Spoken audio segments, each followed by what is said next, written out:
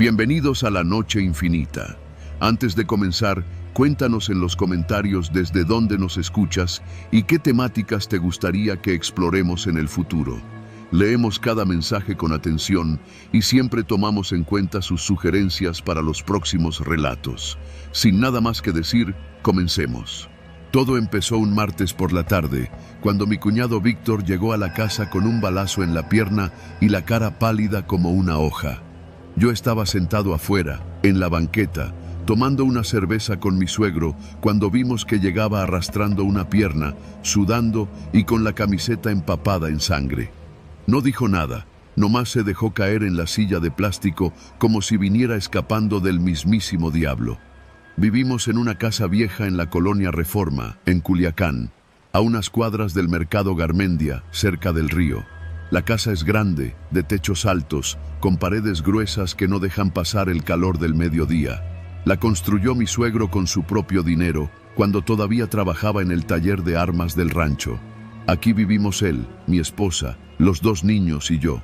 Y ahora, también Víctor. Víctor era sicario, así, directo. Nadie lo decía en voz alta, pero todos lo sabíamos.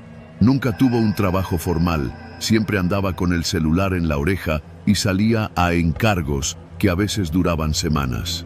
Volvía con la mirada perdida, más flaco y con billetes que olían a miedo. Cuando lo vimos llegar herido, mi suegro se levantó sin decir una palabra.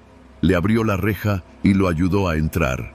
Lo llevamos directo al cuarto del fondo, ese que siempre estaba cerrado con candado y que decían que antes usaban de bodega para guardar mercancía. Esa noche, mientras mi esposa atendía a los niños, mi suegro me pidió que fuera por un botiquín viejo que guardábamos en la cocina y unas jeringas. Yo lo seguí, sin hacer preguntas. Me temblaban las manos, pero no lo podía mostrar. En esa casa, los hombres no lloraban, y menos cuando había sangre en el piso. No podemos llevarlo a un hospital, me dijo en voz baja mientras le limpiaba la herida. No sabemos quién lo viene siguiendo. Víctor no decía nada, nomás apretaba los dientes mientras le pasábamos el alcohol por la herida. Tenía una expresión rara, como si supiera que la cosa no acabaría bien. Los días siguientes fueron un infierno. Víctor no podía caminar y mi suegro me ordenó que no dijéramos nada a nadie. Nadie, ni a mi esposa, ni a los vecinos, ni a los compas del taller. Cerramos el cuarto del fondo con seguro y solo entrábamos él y yo a llevarle comida, agua y a cambiarle las vendas. A veces lo encontrábamos dormido, a veces despierto, viendo el techo como si estuviera contando los minutos para que lo vinieran a matar. No sé cuántos días pasaron así, tal vez 5, tal vez 6. Todo el tiempo andábamos nerviosos. Cada vez que un carro pasaba despacio por la calle, nos echábamos una mirada. Mi suegro empezó a dormir con una pistola en la mesa de noche. Yo hacía lo mismo, aunque la mía era una escuadra vieja que apenas si disparaba. Una tarde, el niño más chico entró corriendo desde la cochera. «Papá, hay soldados allá afuera». Salí a la calle y efectivamente, un convoy del ejército había estacionado sus camionetas a media cuadra. No hacían nada. Solo estaban ahí, parados, como si esperaran algo. Uno de ellos me vio, pero no dijo nada. Me metí de nuevo con el corazón latiendo en la garganta. «Ya saben», dijo mi suegro, sin necesidad de más palabras. Esa noche, Víctor habló por primera vez desde que llegó. «Don Rigo», así le decía a mi suegro, «si me encuentran aquí, van a matar a toda su familia». Yo estaba parado en la puerta y sentí cómo me bajó la sangre de golpe. «No te van a encontrar», respondió mi suegro, serio, mirando el suelo. «Pero tú me vas a decir todo lo que hiciste, cabrón. ¿A quién le disparaste? ¿Por qué te andan cazando?» Víctor se quedó callado unos segundos. Luego dijo algo que no esperábamos. «Maté a un teniente». La casa entera se quedó en silencio. Ni siquiera los perros ladraban. Era como si todo el barrio supiera que algo malo había entrado a nuestras vidas y se había instalado en el cuarto del fondo.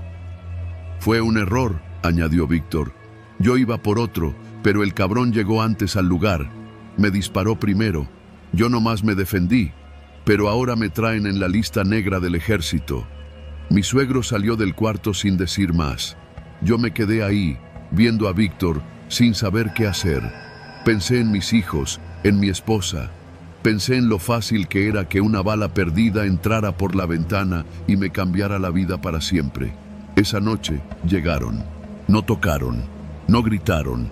Solo rodearon la casa con 3 camionetas negras sin placas y luces apagadas. Lo supe porque uno de los vecinos vino corriendo a avisarme. Traen armas largas, van por alguien, me dijo, y se fue corriendo otra vez. Mi suegro ya estaba en la sala, con la escopeta cargada. No me miró, solo me dijo: tú sube con los niños, quédate allá arriba, pase lo que pase, no salgas. Subí. Me metí al cuarto con mi esposa y los niños. Ella no entendía qué pasaba, pero al ver mi cara, no preguntó nada. Los niños empezaron a llorar cuando escucharon los pasos en la cochera. Me quedé parado frente a la puerta, con la escuadra en la mano. Temblaba. Abajo se escucharon gritos, luego un disparo. Después, nada. Pasaron segundos, o minutos, no lo sé. Bajé corriendo sin pensar. Encontré la puerta del cuarto del fondo abierta. Adentro, todo estaba cubierto de sangre. No estaba ni mi suegro, ni Víctor. Solo la escopeta tirada en el suelo y una mochila abierta con fajos de billetes tirados por el piso. Salí corriendo a la calle. Las camionetas ya no estaban. A la mañana siguiente, fui al hospital civil a preguntar por mi suegro.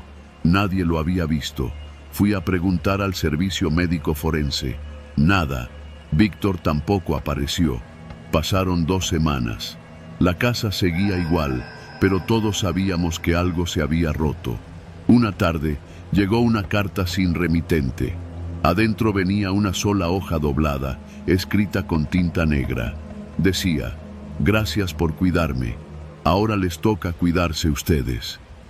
Desde entonces, vivimos con las cortinas cerradas. Vendí la escuadra y compré un rifle de verdad. Mis hijos no salen a jugar a la calle. Mi esposa duerme mal. Yo también. Y aunque ya no hablamos de Víctor ni del cuarto del fondo, todos sabemos que algún día van a volver. Porque en esta ciudad, los muertos no descansan. Y los que saben demasiado, tampoco.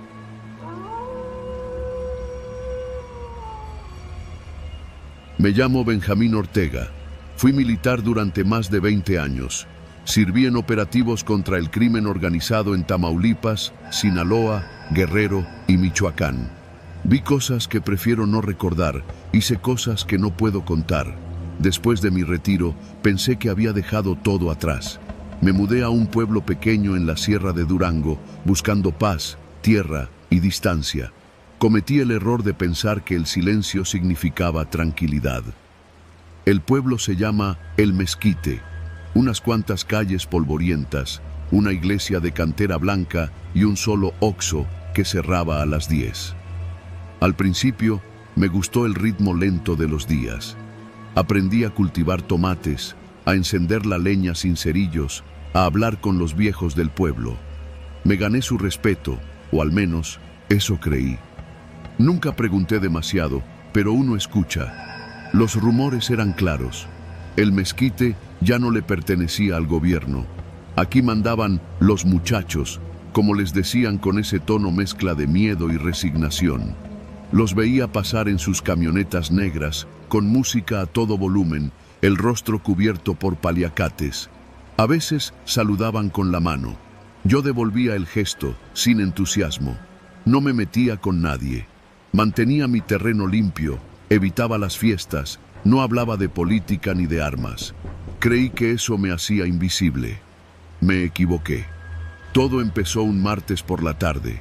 Fui al Oxxo por un café y un paquete de pan. Cuando regresé, encontré una nota clavada con un cuchillo en la puerta de mi casa. Una hoja blanca, sin membrete, con solo una frase escrita con marcador negro: ya sabemos quién eres. Mi primer impulso fue reír. Pensé que era una broma. Aquí nadie me conocía por mi rango ni por mis años en la milicia. Había dejado el uniforme en otro mundo, pero esa noche no dormí. Encendí las luces exteriores, cargué mi vieja Glock y puse una silla junto a la ventana. Los días siguientes fueron aún más extraños. Cada vez que salía al pueblo, sentía las miradas. Los saludos se volvieron más fríos, más breves. Una tarde, mientras compraba semillas en la ferretería, el dueño bajó la voz y me dijo: «Váyase, don Benja, esto ya no es seguro para usted». Quise preguntarle por qué, pero su mirada lo decía todo: miedo puro. Empecé a notar camionetas desconocidas estacionadas cerca de mi terreno. No hacían nada, no se bajaban, solo se quedaban ahí, con el motor encendido. Una noche, escuché pasos alrededor de mi casa. Apagué las luces y me quedé inmóvil, el arma en la mano. No vi a nadie, pero por la mañana encontré huellas en el lodo del corral. Pensé en irme, en empacar lo poco que tenía y largarme. Pero no, yo no corro, no ahora. Una tarde, 2 sujetos llegaron hasta mi puerta. Iban vestidos con camisas apretadas, cadenas gruesas y lentes oscuros. No se identificaron. El más alto habló primero. «Buenas tardes, coronel. Yo no corregí el rango, solo me quedé en silencio, esperando. Dicen que usted es hombre de palabra, disciplinado, que sabe cómo funcionan las cosas». «Depende qué cosas», respondí, sin abrir del todo la puerta. «Las que nos interesan. Estamos buscando a alguien que nos ayude a cuidar este terreno. Que ponga orden, ya ve que luego la gente se aloca», dijo, sonriendo como si hablara de una fiesta infantil. «Ya estoy retirado», dije. El más bajo rió. «Por eso mismo, un hombre con experiencia, sin ataduras». No respondí. «Piénselo, coronel. Aquí todos cooperan. Los que no, ya no están. Se fueron sin más. Esa noche supe que estaba marcado. No querían que me uniera a ellos. Querían humillarme, doblarme, convertir al militar en su perro guardián, o matarme. No había tercera opción. Dormí poco. Puse trampas alrededor del terreno, reforcé las cerraduras, limpié mis armas y escondí algunas en puntos estratégicos de la casa. Llamé a un viejo compañero en Mazatlán, le conté lo básico. Me dijo que estaba loco, que nadie les decía que no, que ni los policías federales se atrevían a negarles favores. «Salte de ahí, cabrón, no tienes nada que probar», me dijo. Pero sí lo tenía. Me tenía a mí mismo. El siguiente mensaje fue más claro. Una noche, mientras me duchaba, escuché el chillido de un motor. Salí envuelto en la toalla, con la pistola en la mano. La camioneta ya se iba. Frente a mi casa, dejaron una cabeza de cerdo, con una boina militar en la trompa. En la pared, pintaron con aerosol rojo: «Esta es la última advertencia, coronel». Ese fue el punto de quiebre. Al día siguiente, fui al pueblo. Entré a la tienda de materiales y compré cemento, tubos de acero, clavos, cableado. Me crucé con varios vecinos. Nadie me miró a los ojos. Ya no me veían como un hombre, me veían como un muerto. En casa construí barricadas, fortifiqué las ventanas, preparé bombas Molotov con gasolina y botellas de vidrio, instalé sensores de movimiento con linternas viejas, lo convertí en un búnker improvisado. No iba a esperar como una presa. Pasaron 3 días en silencio. Pensé que tal vez se habían ido. Me equivoqué otra vez. La noche llegó sin luna. Escuché primero el motor, luego los pasos. Se movían como fantasmas, sin hablar. Conté al menos 5 sombras acercándose por el terreno. Dejé que cruzaran la cerca. Cuando uno intentó forzar la puerta trasera, detoné el primer explosivo casero. El estruendo fue seco.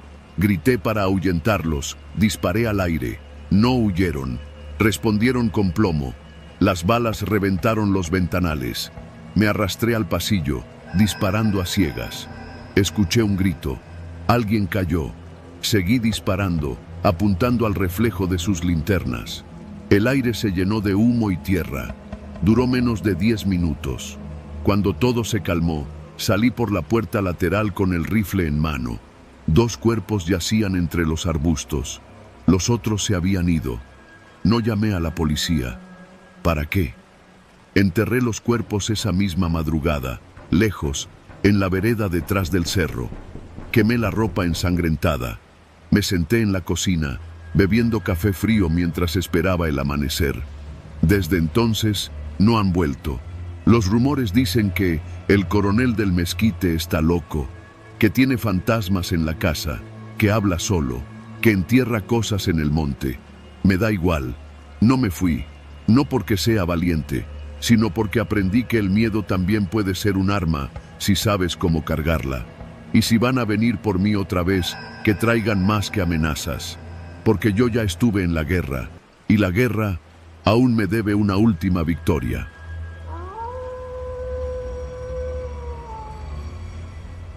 Cuando me casé con Armando, llevaba poco más de 2 años viviendo en la colonia Las Águilas, al poniente de la Ciudad de México. No era un lugar barato, pero él insistía en que, si íbamos a formar una familia, tenía que ser en un lugar decente. Yo trabajaba como profesora de secundaria, él era consultor en logística, o eso me dijo. La verdad es que nunca entendí del todo a qué se dedicaba. No hablaba mucho de su trabajo, salía temprano, llegaba tarde, siempre con el celular apagado. A veces no regresaba en varios días, pero me dejaba dinero suficiente para que no le reclamara nada. No era violento, eso quiero dejarlo claro. Tampoco era amoroso. Era un hombre silencioso, frío, pero no me pegaba, no me gritaba, y, en un país como este, eso ya parecía suficiente. Un martes por la tarde, después de que sonó la campana de salida en la secundaria donde doy clases, me llamaron al área de dirección. Había un hombre que me esperaba. Se presentó como el teniente Núñez, de la Secretaría de la Defensa Nacional. «No se asuste, maestra», me dijo. «Solo necesito que me acompañe un momento para aclarar un asunto menor». Su tono era educado, casi amable, pero su presencia imponía. Al salir del plantel, vi que había una camioneta gris sin placas estacionada frente a la escuela. Me subí con él. Recorrimos apenas unas calles hasta llegar a una cafetería discreta. Allí, en una mesa del fondo, había otro hombre esperándonos. Este no se presentó, solo me pidió que le confirmara algo. «¿Usted es esposa de Armando Nájera Hernández?» Asentí. «¿Desde cuándo lo conoce?» «Desde hace 4 años. Llevamos 3 casados». Él me observó con detenimiento. Tomó un sorbo de café y dijo algo que me hizo temblar. «Su esposo trabaja para el cártel de Jalisco». «Pero eso ya lo sospechaba, ¿no?» Me quedé helada. No supe qué decir. ¿Sospechaba? No. Pero ahora que lo decía, había cosas que no cuadraban. Los viajes repentinos, los teléfonos que cambiaba cada mes, el hecho de que nunca me dejaba acompañarlo a nada. Nunca conocí a sus amigos, nunca supe dónde estaba su oficina. Él es informante, pero no nuestro, es de ellos. Nos está filtrando operaciones. ¿Por qué me dice esto?, logré preguntar. Porque lo vamos a detener y queremos que usted no esté en la casa cuando pase, por su seguridad. Ahí fue cuando todo se desmoronó. Me dijeron que me mantuviera tranquila, que actuara normal, que esa misma noche me iban a sacar del radar por si alguien intentaba usarme como presión. No podía volver a casa, no podía llevarme nada. «Tendrá que desaparecer», dijo el teniente Núñez con tono seco. Pero yo no podía simplemente desaparecer. Tenía un hijo de otro matrimonio. Vivía con mi madre en Coyoacán. Tenía alumnos, deudas, una vida. No podía abandonar todo solo porque me había casado con un cabrón con secretos. Entonces cometí el error. Le mandé un mensaje a Armando, uno solo. «Tenemos que hablar, urgente». Pasaron 2 horas. Me llamó desde un número que no conocía. «¿Qué pasa?», preguntó con su voz de siempre, sin emoción. «Vinieron unos tipos del ejército, me dijeron que trabajas para el cártel». Hubo un silencio del otro lado, largo, tenso. «¿Estás con ellos?», me preguntó. No, solo estoy asustada». «¿Dónde estás?». Y otra vez, cometí el error. Le dije que estaba en casa de mi madre, que no sabía qué hacer. Colgué. Esa noche no dormí. A las 3 de la mañana, escuchamos un ruido afuera, como si alguien hubiera arrojado una piedra contra la ventana. Mi mamá fue la primera en levantarse. Me asomé por la rendija y vi algo que me dejó sin aliento. Una camioneta blanca con vidrios polarizados estaba estacionada a media cuadra, apagada, sin movimiento. A las 6, la camioneta ya no estaba. A las 8, me llegó un mensaje. Si quieres seguir viva, guarda silencio. Ya sé quiénes son tus alumnos. No tenía nombre, no tenía número visible, solo eso. Corrí a la secundaria.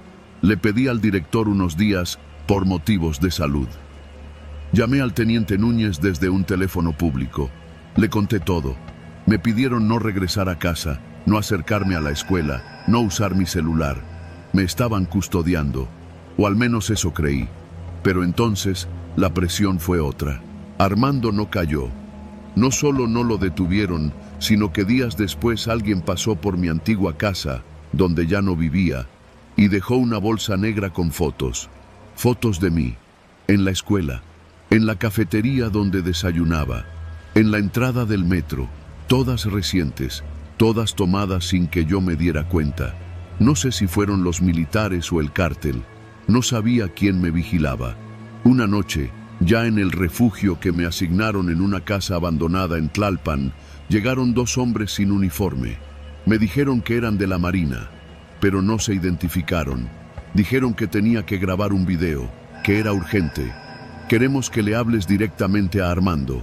Dile que sabes que te mintió. Dile que estás con nosotros. Dile que si se entrega, te perdonarán la vida. Me negué. Les grité que no era parte de nada, que solo quería vivir tranquila. Uno de ellos me dio una bofetada. No se trata de ti, pendeja. Se trata de la guerra. Grabé el maldito video. 4 días después, Armando apareció.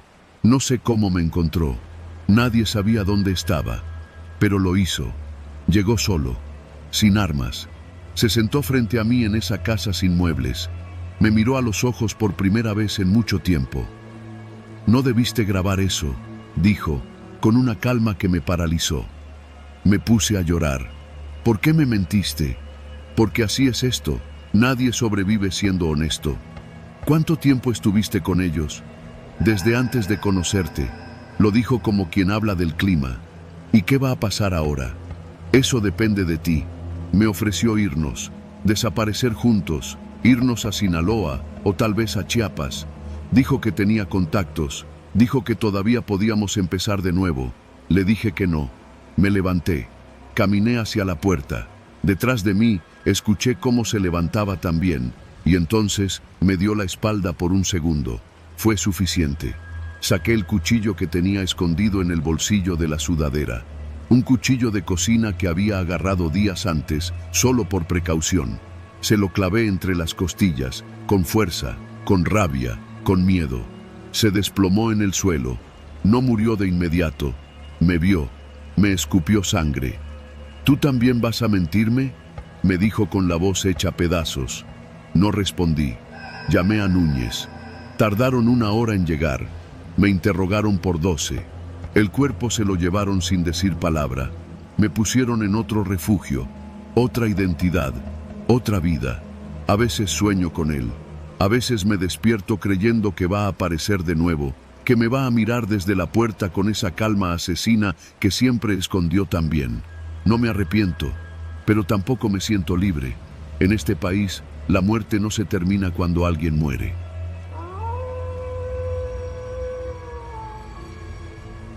Cuando mi primo Rodrigo cumplió 30 años, su mamá, mi tía Meche, decidió que era buen momento para hacer una fiesta grande, como las de antes.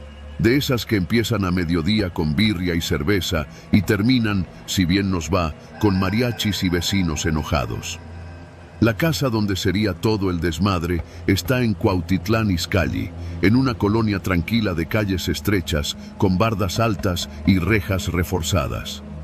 Esa tarde, un sábado de junio, el cielo estaba despejado, el calor pegaba sabroso y en la bocina sonaba Vicente Fernández como si fuera misa de gallos. Yo no quería ir, para ser sincero. Me llevaba bien con Rodrigo, pero últimamente me había alejado un poco de la familia. Aún así, mi mamá me pidió que la llevara, que le daba cosa ir sola y que quería ver a mis tías. Accedí porque ya le debía varios favores. Llegamos como a la 1 de la tarde. La casa ya estaba llena de primos, niños corriendo entre las mesas, mujeres sirviendo refresco y hombres tomando cervezas bien frías con sal y chile. Todo normal. A las 2 ya estaba encendida la bocina grande, de esas con luces de colores, y comenzaba a oler a grasa, a tortillas recalentadas y carne al vapor. A las 3 ya todos teníamos la nariz roja por el sol y los cachetes por el alcohol. Rodrigo andaba de mesa en mesa, abrazando a todos, bromeando, tomándose fotos. Se notaba contento, aunque también un poco tenso. Lo noté cuando me saludó. Tenía las manos frías y los ojos bien abiertos, como si esperara algo. ¿Todo bien?, le pregunté bajito, cuando se acercó con una caguama. Sí, todo bien, carnal. No más que vino gente que no esperaba. Pero ya sabes cómo es esto. Lo dejé pasar, aunque no me quitaba esa incomodidad del pecho. A los pocos minutos llegaron 3 tipos que no eran de la familia. Se notaban por cómo se vestían: pantalones entallados, camisetas ajustadas, lentes oscuros y tenis caros. Nadie les dijo nada, pero tampoco parecían fuera de lugar. Rodrigo los saludó, les sirvió carne, les dio cerveza. Alguien los presentó como compas del trabajo. Para eso de las 5 de la tarde ya había unas 50 personas en la casa. Música a todo volumen, niños dormidos en sillas de plástico, señoras bailando cumbia con chanclas. Mi mamá se veía contenta, platicando con una prima suya que no veía desde hacía años. Yo estaba junto a la hielera, viendo la carne que se acababa y sintiéndome algo ajeno, cuando pasó lo impensable. Un estruendo seco. No fue un cohete, no fue música, fue algo que se sintió en el pecho. Una camioneta negra se detuvo en seco afuera, y antes de que alguien reaccionara, la reja del zaguán fue tumbada de un golpe. Entraron 6 hombres armados, todos con rifles, chalecos tácticos y pasamontañas. Uno llevaba una gorra de la Marina. Otro gritó algo ininteligible y todos se tiraron al suelo. Los niños comenzaron a llorar. Alguien gritó: ¡nos asaltan! Pero la cosa era mucho peor. Yo estaba junto a la mesa de las cervezas. Me agaché de inmediato, pero con los ojos bien abiertos. Vi como uno de ellos apuntaba directo hacia la cabeza de mi primo Rodrigo. «¡Tú, con las manos arriba, cabrón!», gritó uno con voz ronca.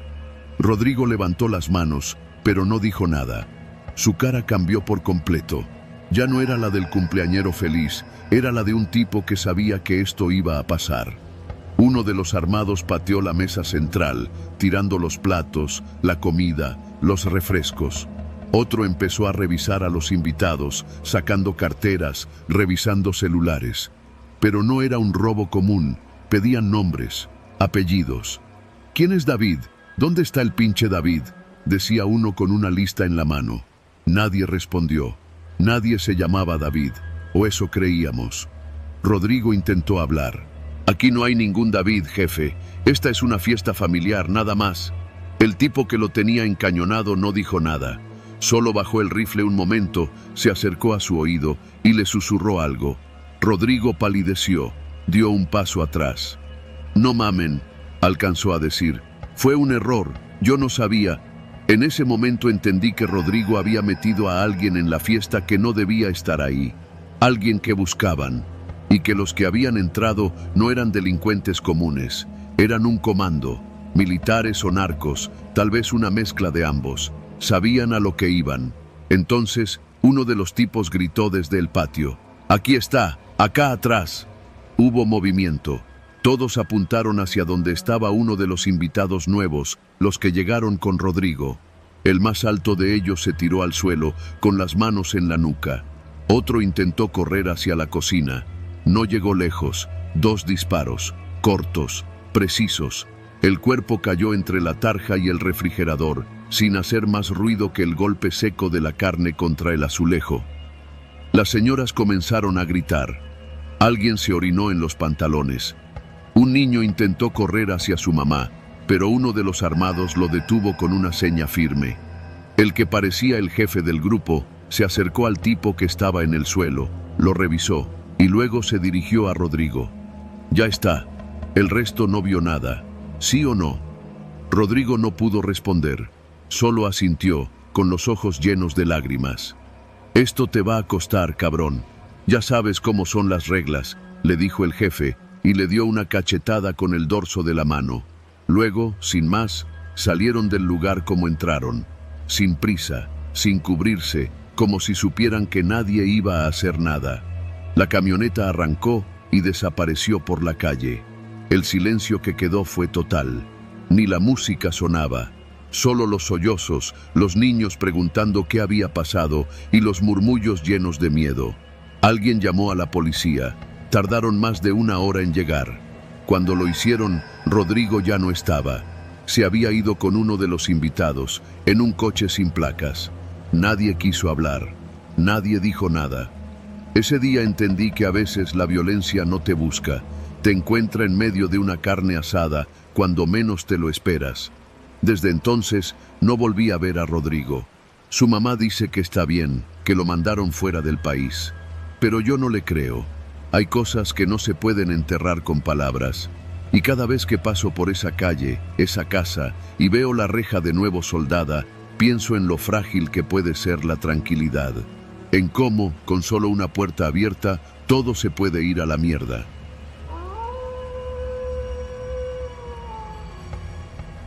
No éramos aventureros ni mucho menos valientes. Éramos una pareja común. Ingrid y yo llevábamos 5 años juntos. Vivíamos en un departamento de interés social en la colonia Independencia, en Monterrey. Ella trabajaba en un laboratorio clínico y yo como técnico en mantenimiento. Nada especial. Nuestro mundo era el de las tortillas recién hechas, los domingos de Netflix y las broncas para completar la quincena. Así éramos. El secuestro ocurrió en pleno día, justo cuando íbamos a bordo de mi Chevy gris rumbo a San Nicolás. Teníamos una cita para ver una lavadora usada que encontramos en Facebook Marketplace. Íbamos platicando de cosas sin importancia cuando nos cerró una camioneta Suburban negra. Ni tiempo de frenar. Se bajaron 2 hombres armados, encapuchados. Uno con acento norteño gritó: «Bájense ya, sin hacerla de pedo». No fue una película, no fue un sueño. Fueron segundos que no tienen forma de medirse. Nos bajaron, nos cubrieron los ojos con cinta negra, nos metieron en la Suburban. El aire acondicionado estaba a todo lo que daba. Escuchaba el ronroneo del motor, el rechinar de las llantas sobre el pavimento caliente, el golpeteo de algo en la cajuela. Ingrid no lloraba, solo respiraba hondo. Yo trataba de mantener la mente clara. Después de lo que sentí como media hora, nos bajaron. Al quitarnos las vendas, vimos que estábamos en una bodega vacía, paredes de concreto, sin ventanas. Un foco colgando del techo, titilante. En medio, una mesa plegable de plástico con una caja encima.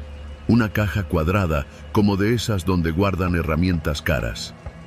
«Van a llevar esto», dijo el encapuchado más alto. «Lo entregan a la dirección que les vamos a decir. No abren la caja, no preguntan nada. Si hacen bien el encargo, salen vivos». Yo asentí. Ingrid también, aunque su mandíbula temblaba. Nos subieron a otro vehículo. Esta vez era un Tsuru sin placas. Un tipo robusto, con cara de fastidio, se sentó con nosotros en la parte trasera. Llevaba una tablet y no paraba de mirar la pantalla. «Tienen exactamente 2 horas para entregarlo», dijo. «Es en Doctor Arroyo, cerca de un rancho. Van a ver una antena, ahí es. No se detienen, no preguntan, no usan celular». Nos dejaron en una gasolinera sobre la carretera. En la cajuela del Tsuru, el paquete. El tipo se bajó sin decir más y se alejó en un coche que ya lo esperaba. Quedamos solos, Ingrid al volante, yo mirando el mapa que nos dejaron anotado en una hoja manchada. No era complicado, pero tampoco era un trayecto común. Carreteras secundarias, brechas entre los cerros. «Van a estar vigilándolos», decía la nota. «No se salgan del camino». Ingrid encendió el coche sin hablar. Yo me sentía un actor en una película de narcos, solo que sin cámaras, sin edición, sin director. Solo el miedo crudo. El aire afuera era seco y el sol pegaba fuerte. Mientras avanzábamos, comencé a notar los detalles. Cada coche estacionado parecía sospechoso, Cada persona parada junto a la carretera me parecía un halcón. Ingrid no decía nada, pero tenía los nudillos blancos de tanto apretar el volante. Pasamos por pequeñas rancherías. En una tienda de abarrotes, una señora gorda nos miró fijamente. Un perro nos ladró como si nos conociera. El camino de terracería se estrechó. Los árboles eran cada vez más altos y el polvo nos nublaba el parabrisas. Ya cerca de la ubicación, Ingrid frenó en seco. «No podemos seguir así», dijo. «Falta poco, ya casi. ¿Y si es droga? ¿Y si es un cuerpo? ¿Y si...?» «No lo abras», le dije, firme. Pero algo había cambiado. El peso del paquete, el silencio, la vibración sutil que sentíamos desde los asientos delanteros. No hacía sentido. La caja, que antes estaba inmóvil, ahora parecía emitir un zumbido leve, como si algo se moviera dentro. «Esto no está bien», murmuró Ingrid. El GPS marcaba 500 metros, apenas un tramo más. Llegamos a la antena, una estructura oxidada, vieja, entre matorrales. A un costado, un hombre esperaba. No tenía uniforme, pero tampoco cara de campesino. Miraba su celular con tranquilidad. Al vernos llegar, levantó la mano. Ingrid frenó a unos metros. «¿Y si nos matan aquí mismo?» «No te bajes», le dije. Salí del coche. Caminé con las piernas temblorosas hacia la cajuela. Él asintió con la cabeza. «Déjala aquí». Lo hice. La coloqué con cuidado. Ni siquiera la miró.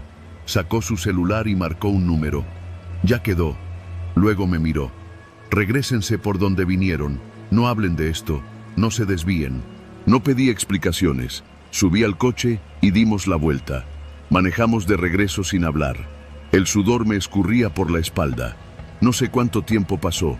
Parecía que nunca íbamos a volver a la carretera principal. Cada curva era un suplicio. Cada sombra entre los árboles, una amenaza. Cuando por fin llegamos a la gasolinera donde empezó todo, otro coche nos esperaba. Un Jetta blanco. Se bajó un tipo diferente. Nos lanzó una bolsa de plástico por la ventana. «Gracias por el favor. No nos vieron. Ustedes no vieron nada. Esto nunca pasó». El Jetta desapareció en la carretera. Ingrid abrió la bolsa. Fajos de billetes, todos de 500 pesos. Conté rápido. Más de 100,000. Ninguna nota, ningún número de teléfono. Solo el dinero, crudo, sucio. Desde entonces, no hablamos de eso. No denunciamos. No contamos nada a nadie.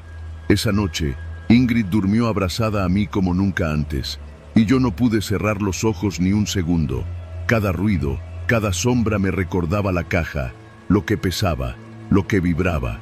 A veces, en silencio, me acuerdo de ese zumbido leve, de ese susurro dentro del paquete. No sé qué llevaba, no quiero saberlo, pero algo allá adentro, no estaba muerto. Y nosotros lo cargamos.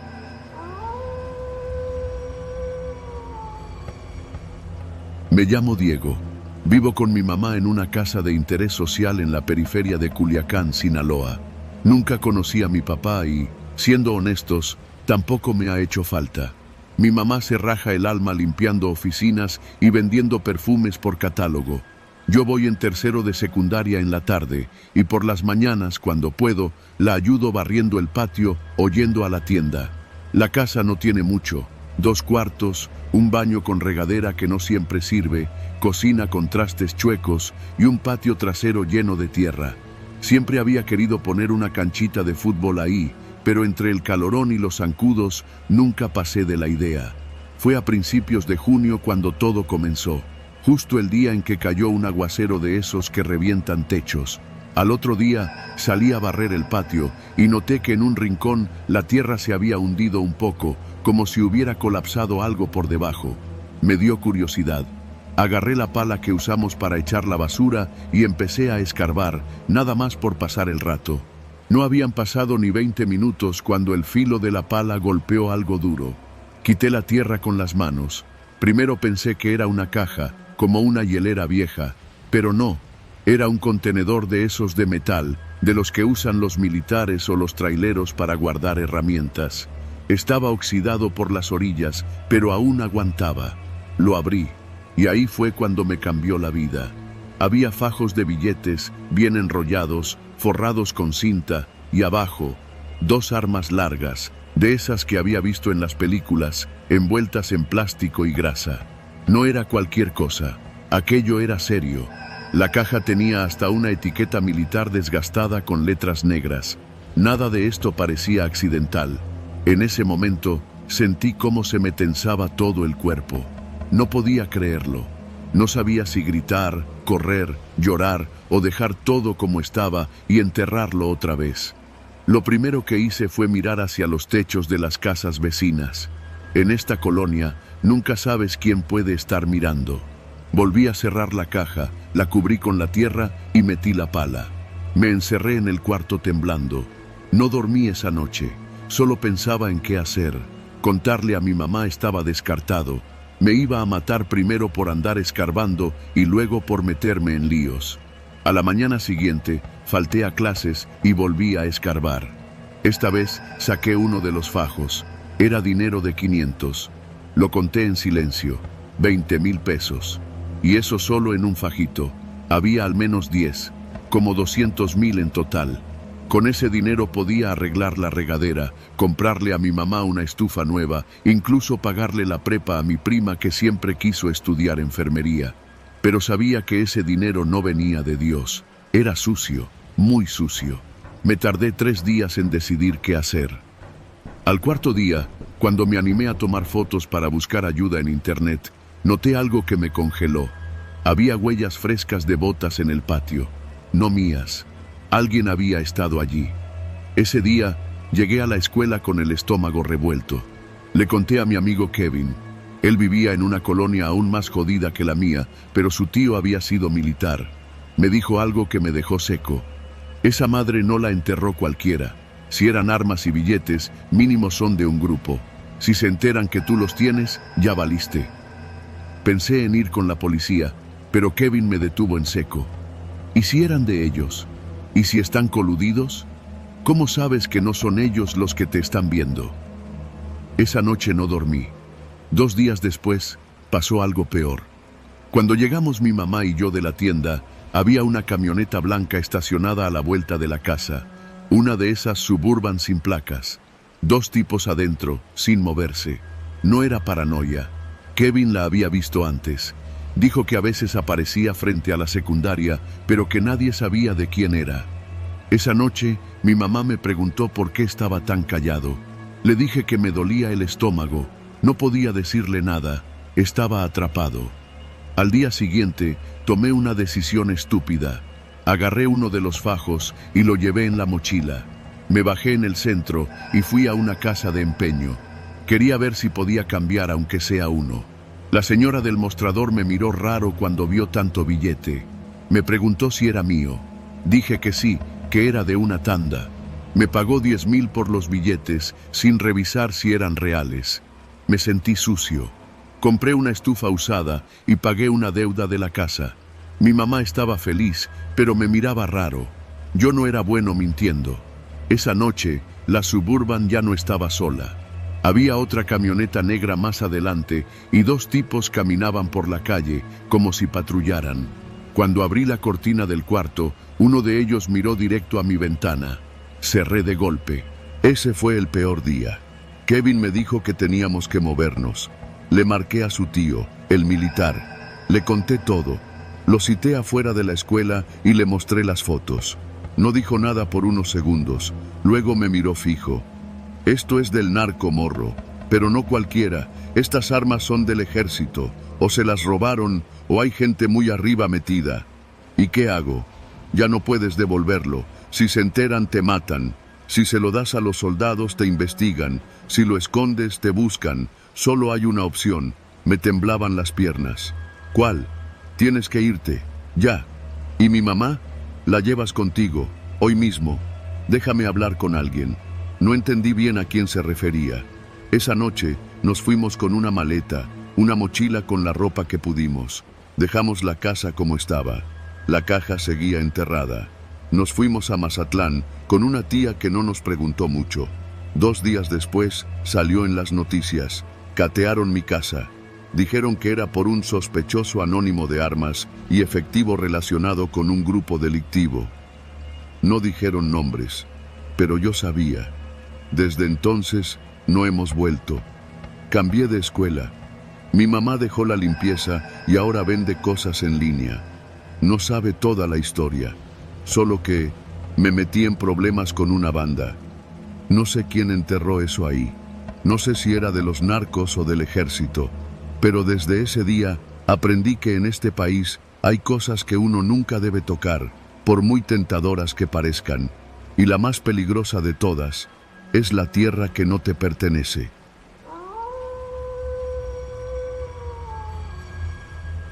Mi nombre es Gabriel Ramos, y lo que voy a contar nunca fue parte de ningún expediente, aunque debería haberlo sido. No soy periodista ni militar, pero estuve en medio de una historia que por años me hizo despertarme sudando en la madrugada. Nunca lo conté completo, hasta ahora.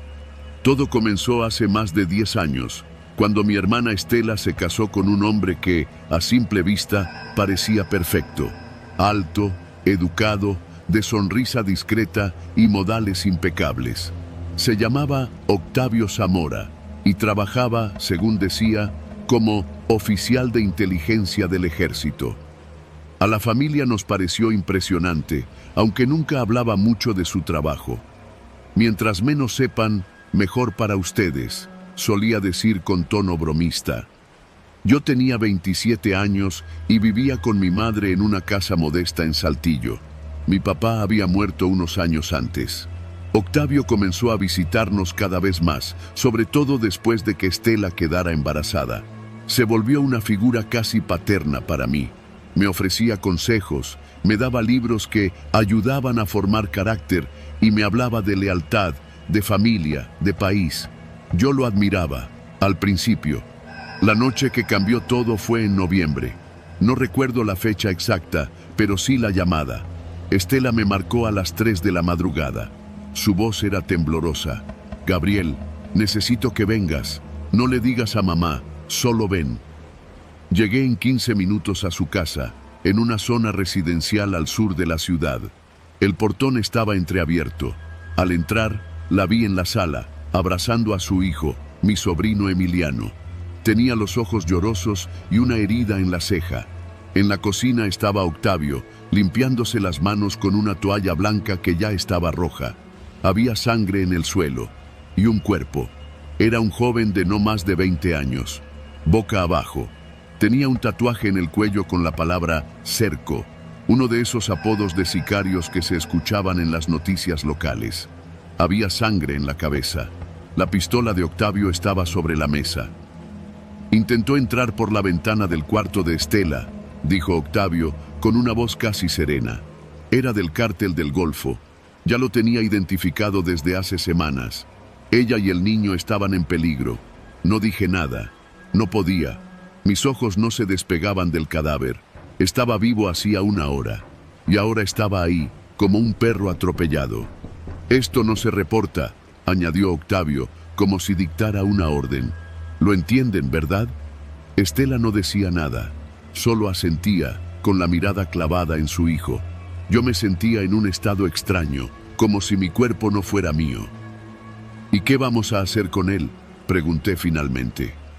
Octavio se me acercó y puso una mano en mi hombro. Por eso estás aquí, porque confío en ti. Esa noche, llevamos el cuerpo hasta un rancho abandonado a las afueras de Arteaga. Lo enterramos en silencio, sin decir una sola palabra. La tierra estaba dura.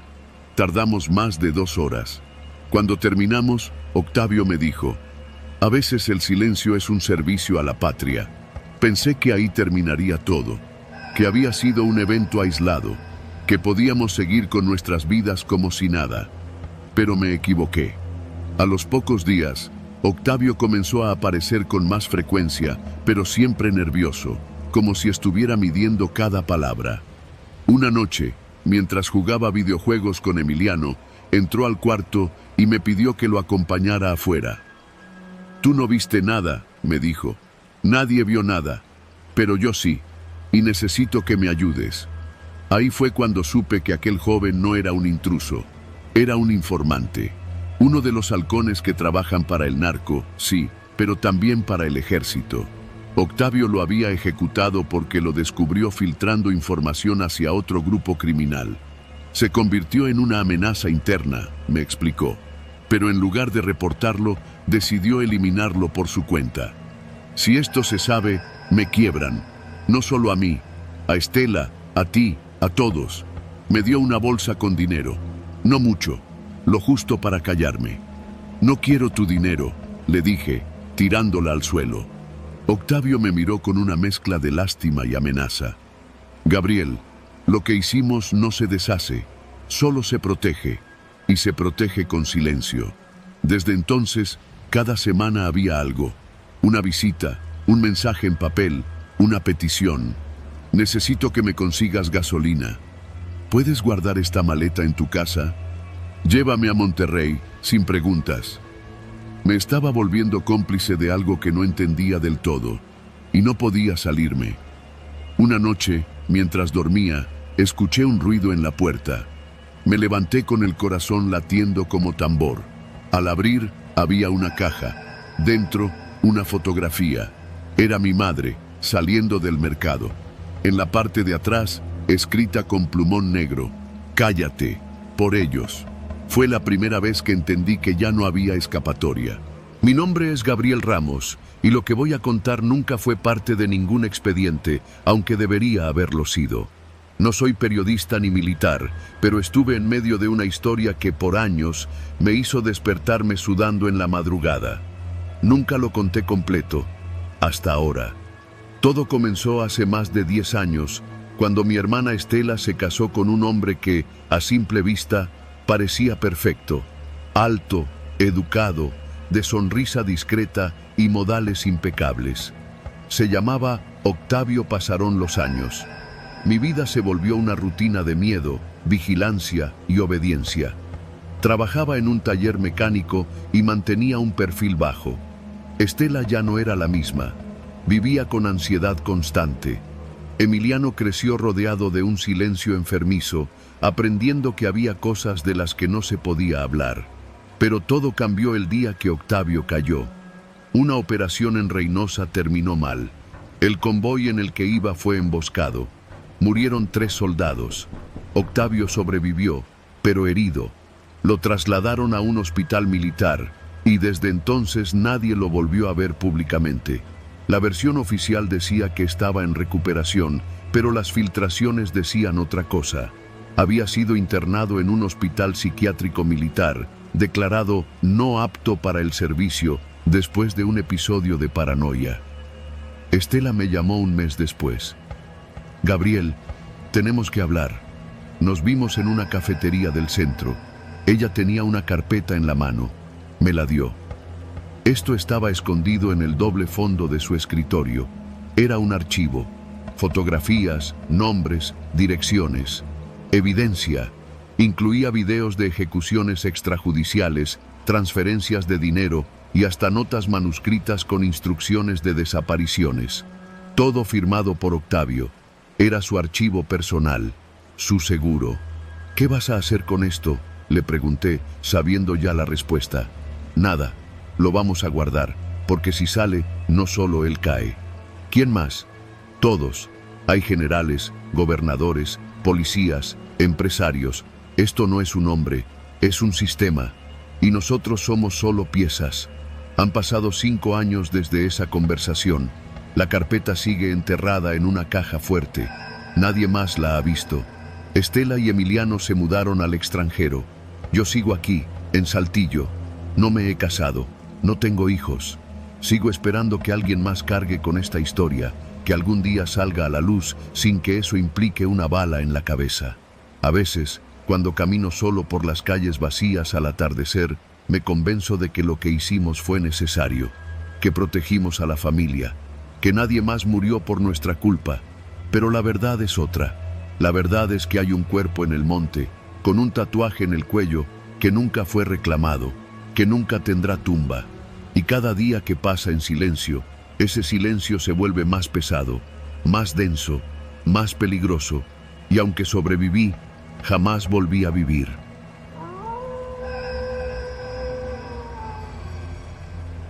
Todo comenzó una noche cualquiera, de esas que uno espera que se conviertan en recuerdos bonitos, entre cerveza, amigos y el clima medio cálido de Morelia. Éramos 5: Iván, el chino, Leo, Mariana, Diana y yo. Amigos desde la prepa, aunque con el tiempo nuestras vidas se habían separado un poco. Aún así, cada tanto organizábamos alguna escapada, una cena, algo. Ese viernes decidimos ir por unas micheladas a un lugarcito en el centro, a una cuadra del mercado de dulces. Nada raro. Platicamos, reímos como siempre, y cuando ya daban las 12, Leo ofreció llevarnos de regreso en su coche. Al salir, fue cuando la vi por primera vez. Una camioneta negra, sin placas, estacionada al otro lado de la calle. No tenía razón para fijarme en ella, pero me llamó la atención que el motor seguía encendido. Nadie adentro, solo el encendido y las luces traseras rojas brillando en la penumbra. Bromeé con los demás sobre eso, que seguro era de algún sicario distraído, o que el dueño se había metido a comprar cigarros y se le olvidó apagarla. Nadie se preocupó. Todos nos reímos. Subimos al carro y nos fuimos. Pero esa no fue la última vez que la vimos. Al día siguiente, Leo pasó por mí para ir a un asado en casa del chino, en la colonia Nueva Chapultepec. Mientras esperábamos el alto en el semáforo de Acueducto, noté algo por el espejo retrovisor. La misma camioneta negra, sin placas. Esta vez sí había alguien dentro, un conductor con gorra, pero el vidrio polarizado no dejaba ver mucho más.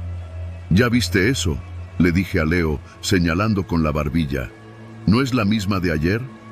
Leo miró, frunció el ceño. Neta parece, ¿no? El semáforo cambió a verde y doblamos hacia Lázaro Cárdenas. La camioneta siguió derecho. Pensamos que era coincidencia.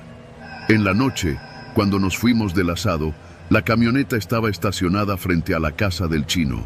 Esta vez lo notamos todos.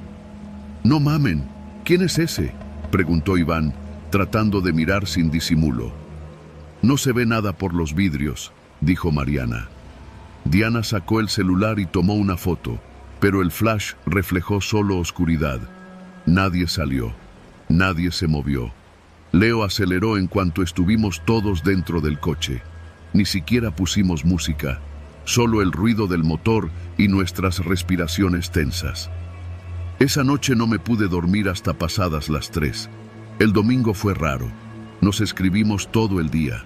Todos sentíamos esa especie de ansiedad sin forma. Iván juraba haber visto la misma camioneta en su calle, cerca del Oxxo. Mariana dijo que la vio cerca del parque donde había salido a caminar con su perro. Yo fui a comprar tortillas y al salir del mercado, en la esquina, ahí estaba de nuevo. Era imposible. ¿Qué clase de coincidencia era esa? Llamé a Leo, le conté. Me dijo que me calmara, que seguro ya nos estábamos sugestionando todos. Pero su voz no sonaba tranquila. ¿Y si sí es alguien?, pregunté. ¿Y si hicimos algo y no lo sabemos? Leo se quedó callado. Luego dijo algo que me dejó más intranquilo. Mi primo estuvo en algo raro hace tiempo. Me dijo que si alguna vez ves una camioneta negra sin placas y se repite, que te alejes, que no preguntes, que no hagas nada. ¿Narcos? O militares, pero no de los oficiales, de los otros. Esa noche no dormí en mi casa. Me fui con Diana. Nunca me había sentido así de inseguro en mi propia ciudad. Día 3. Confirmación. El lunes por la tarde teníamos clases, algunos aún seguíamos en la universidad, y decidimos vernos en el Starbucks del centro. El chino propuso reunirnos, discutirlo cara a cara, sin alarmismos. Estábamos apenas sentados cuando Iván llegó con el rostro desencajado. Me siguieron, dijo, sin saludar. De verdad, tomé 3 rutas distintas para venir. Cambié de carril, de calles. La camioneta se mantenía a distancia. Nunca se acercó. Pero no me perdía. Nos quedamos en silencio. Mariana sacó su celular, mostró una foto. Se veía mal, pero se alcanzaban a distinguir los faros delanteros y la silueta oscura de la camioneta, frente al café donde estaba con su perro el día anterior. Leo se levantó sin decir nada. Caminó fuera del café y se paró en la banqueta. No tardó ni 30 segundos en regresar. Está allá, cruzando la calle, con las luces apagadas. Ahí fue cuando todos dejamos de fingir que no pasaba nada. El martes fue un caos. Cada quien empezó a actuar por su cuenta. Diana se fue a casa de una tía en Pátzcuaro. Mariana bloqueó todas sus redes sociales. Iván dejó de contestar llamadas. Yo no fui a clases, ni salí de casa. Leo fue el único que trató de enfrentarlo. Me llamó por la noche. Me dijo que estaba harto. No podemos vivir así. Voy a seguirlos, ver a dónde van. Le rogué que no lo hiciera, que lo pensara bien, que no estábamos en posición de hacerle frente a algo que no entendíamos. Me colgó. Pasaron más de 2 horas. Luego llegó un mensaje. Me están llevando fuera de la ciudad, rumbo a Quiroga. No hay forma de alcanzarlos. No he hecho nada. No entiendo nada. Si no regreso, y ya, nada más. Su celular se apagó. No volvió a responder. Esa noche no dormí. Nadie de nosotros. Leo apareció 2 días después, solo, con la barba crecida, la ropa sucia y un olor como a encierro. Se veía más delgado, más frágil. Nos reunimos en casa del chino. Nadie lo presionó. Leo habló por sí solo, como si necesitara vomitar todo. No me hicieron nada, pero sabían todo de mí. Mis cuentas, mis fotos, lo que había escrito hace años. Me preguntaron por ustedes, por lo que habíamos visto. Me dijeron que no vieron nada, que lo olvidara, que si hablaba, me iban a hacer parecer culpable de algo que no hice. Se quedó en silencio un largo rato. La camioneta nunca se detuvo, solo cambió de manos. Es como si no fuera de alguien, sino de algo más grande, una advertencia. ¿Y qué quieren?, pregunté. Nada, solo que nos callemos. Nadie más volvió a ver la camioneta. Diana se mudó, Mariana también. Iván se alejó. El chino dejó la universidad y se fue a trabajar al extranjero. Leo nunca volvió a ser el mismo, ni yo. A veces pienso que no hicimos nada, que todo fue una gran casualidad, pero luego, en los silencios largos, en los reflejos de los retrovisores o al doblar por una calle vacía, juro que vuelvo a ver los faros rojos encendidos, el motor encendido y las placas ausentes. Y recuerdo lo que dijo Leo. No era contra nosotros, era una advertencia, como para que entendiéramos que hay cosas que no se cuestionan, que solo se ven y se callan.